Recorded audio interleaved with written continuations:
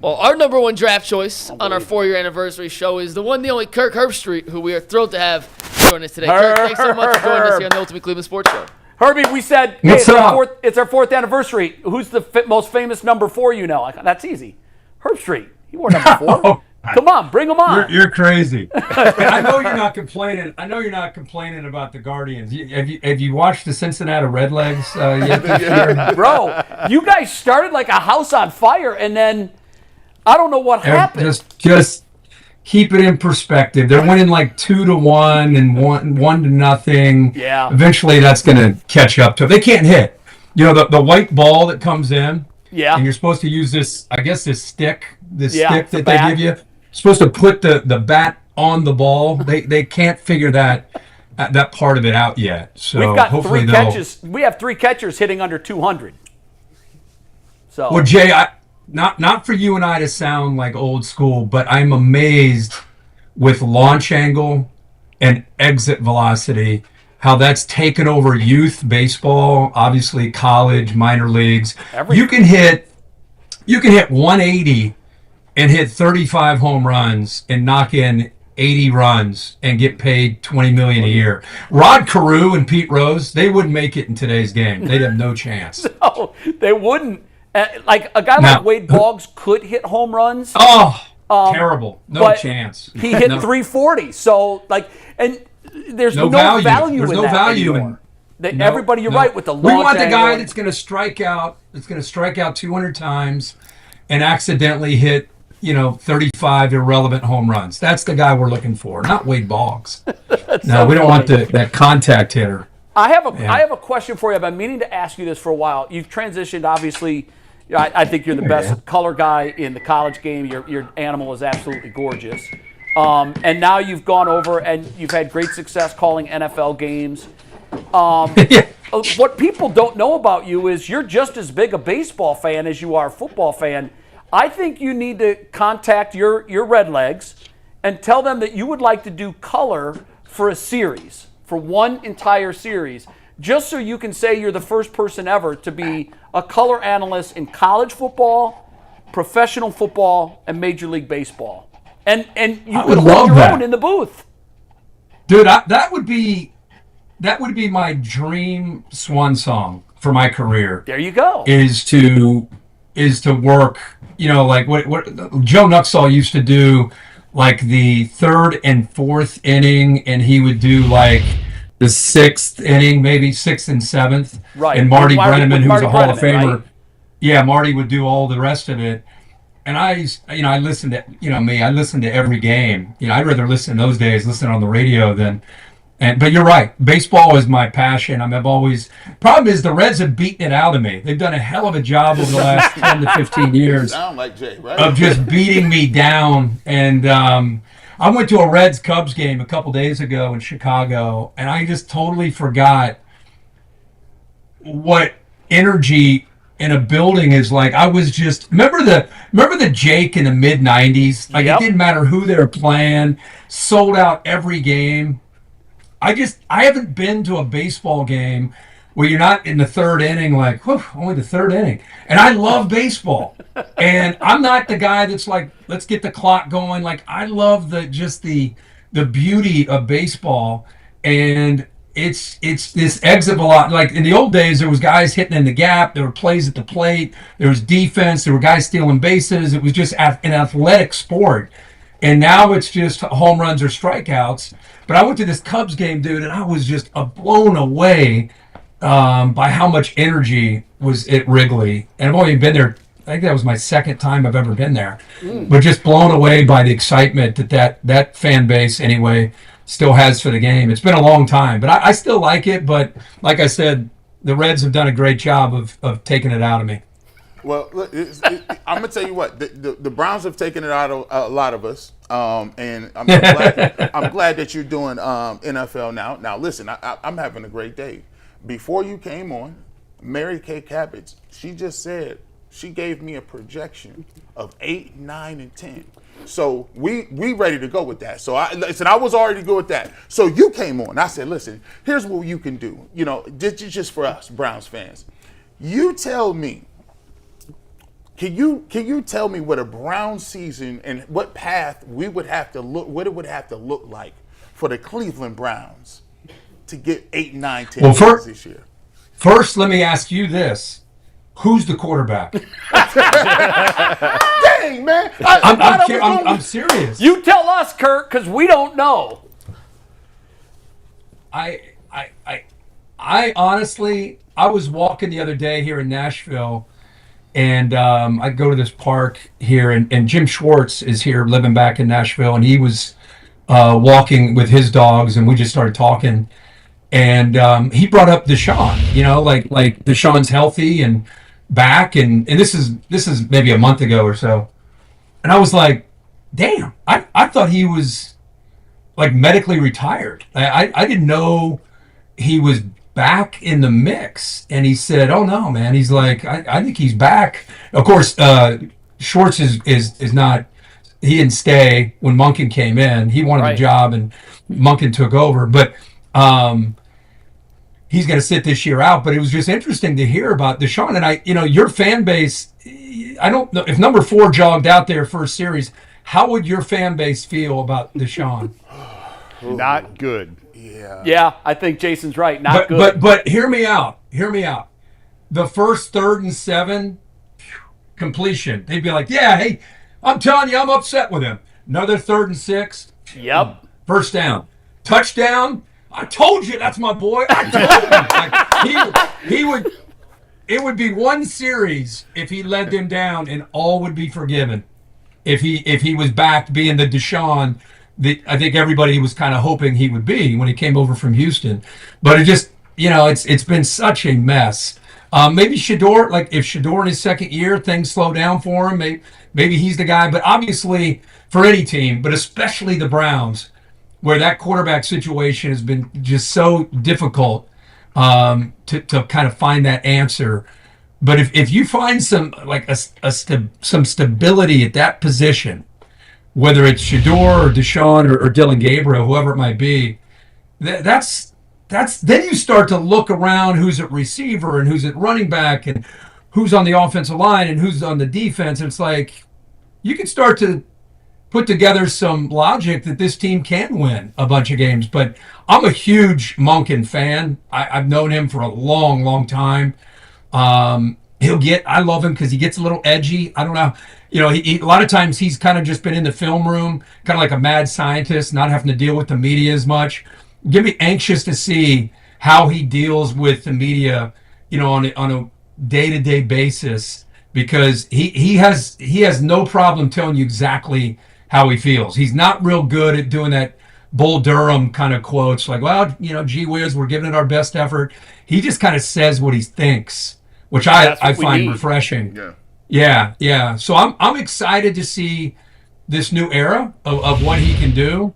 And again, the OTAs and eventually minicamp go a long way in figuring out who the quarterback is. But, it would take some courage, I think, as a new head coach to put in number 4 when you think about your fan base and how they would feel about seeing him. And I think everybody loves Shador, right? I mean, everybody wants him to be the guy. So we'll see. We'll see how that plays out. But that'll go a long way in determining what kind of year you guys have.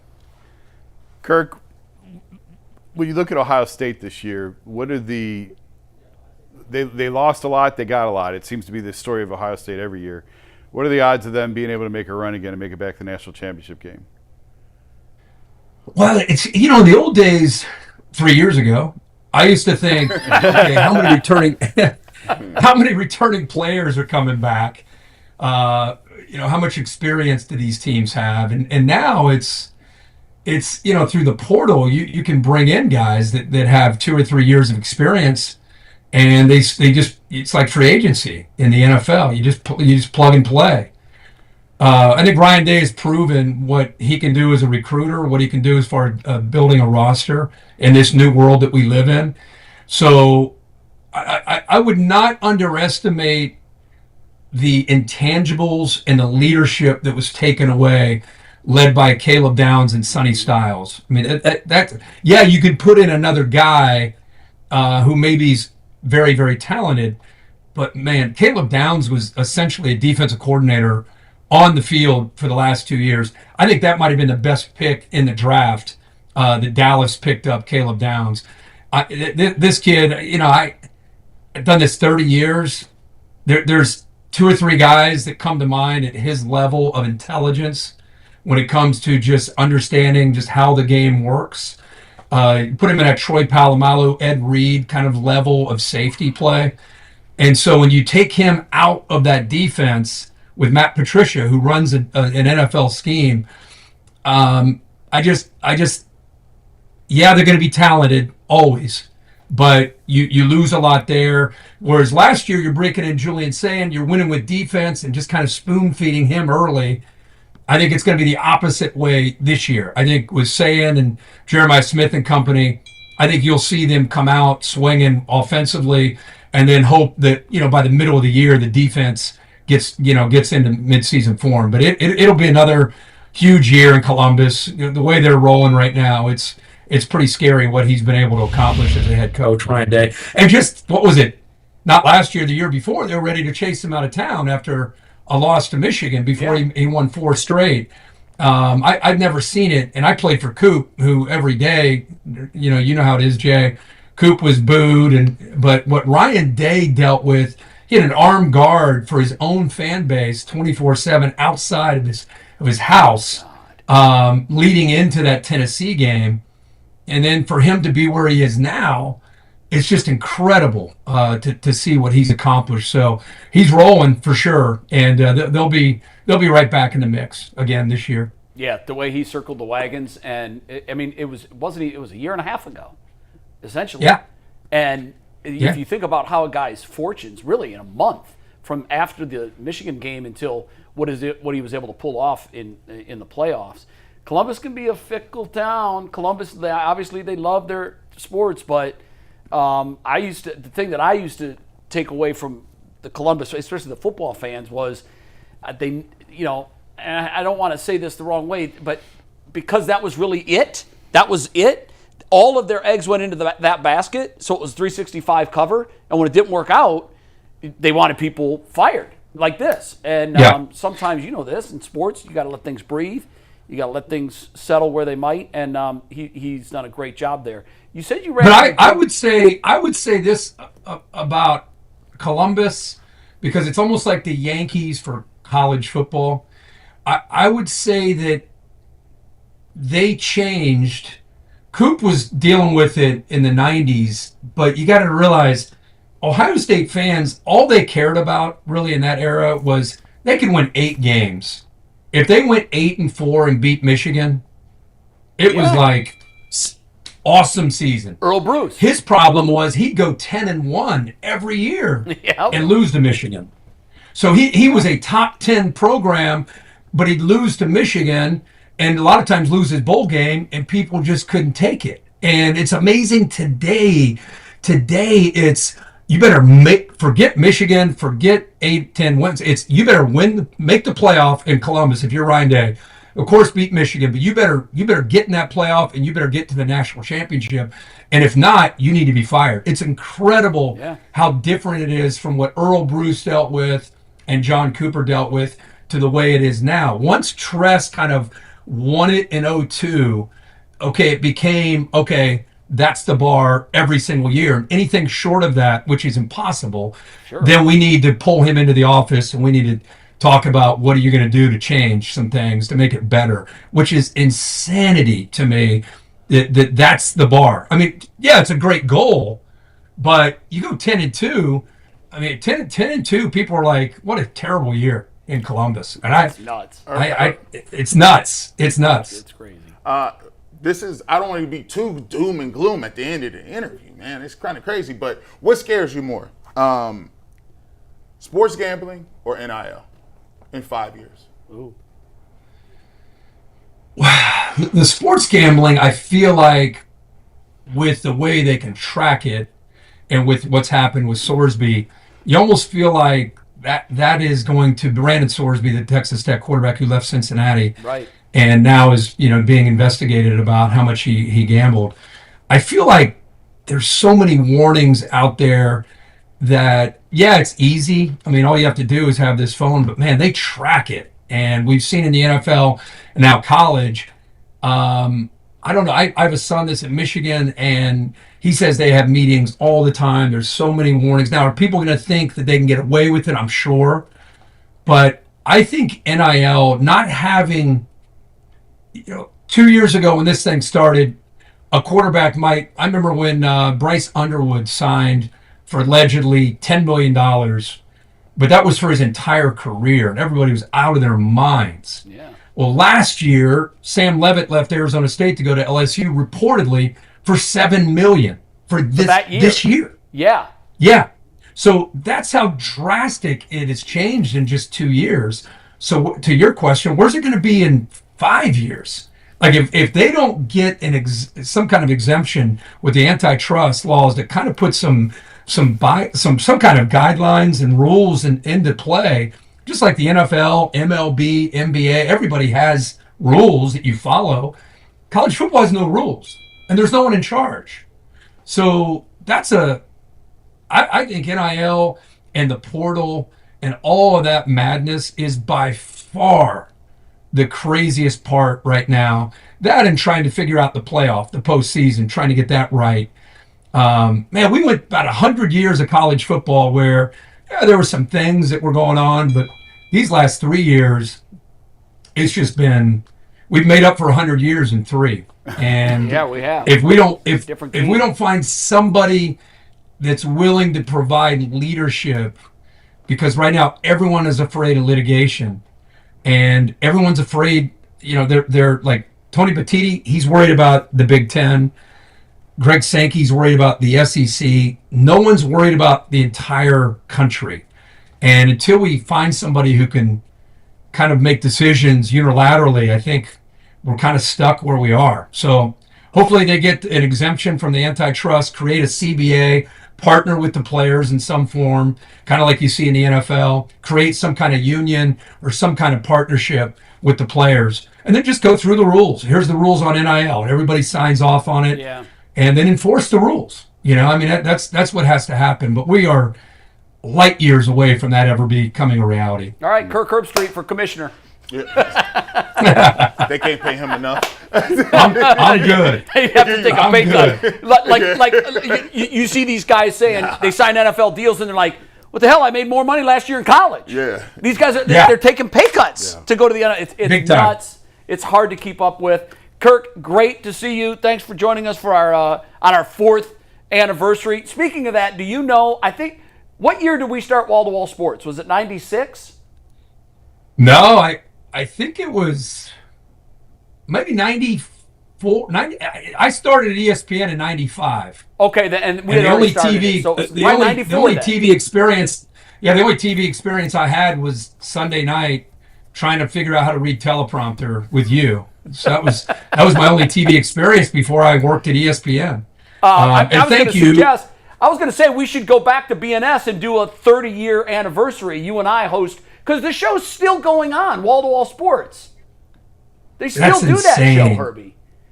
That is so crazy. I know. So yeah, Jay, if you guys don't know, Jay and a guy named Moose were kind enough to pull me in to one of these George Michael Sports Machine or whatever, that Sunday night. Yeah, that Sunday night wrap-up show. Wall to Wall And Sports. Jay was a professional, a young guy that was a super professional and driven. Holy cow. So excited about what we were doing, and made me put a long-sleeve rugby shirt on that said Wall to Wall Sports on it. It was green. Still have it. I'll never forget that. Still have it. I still have it, brother. I also still have our softball uniforms. I don't know how often you guys have ever tried to read teleprompter I was a business major. I didn't study journalism in school. And nothing better than doing it live in front of a top 30 market to try to figure out how to read a teleprompter. You did well, my friend. Man, I had a blast doing it. You guys were so kind to me to help me along the way, and I'll never forget that. That was a great way to start out. Well, you've certainly taken off, and you're one of the best in the business without question. Kirk, thanks for catching up with us. And what are you wearing? Blue and yellow? Are you wearing Michigan colors? I mean, I guess you have to. Your boy goes there. I wear navy. Okay. That's it. Keep it neutral. So, if I go, it's just like I have like a Navy hat and I wear a Navy jacket, Keep and I'm it just very like, nondescript. yeah, All right, Kirk. yeah. Great it's, catching up, it's man. 4 or 5 years. My wife's different. She's all in. She has to be. I just But I'm traveling doing game day and doing stuff. She goes to all the home games with all the families, so she's a lot closer to everything than I am. Well, give Allison and the boys my best, and thanks for coming on. We'll talk soon.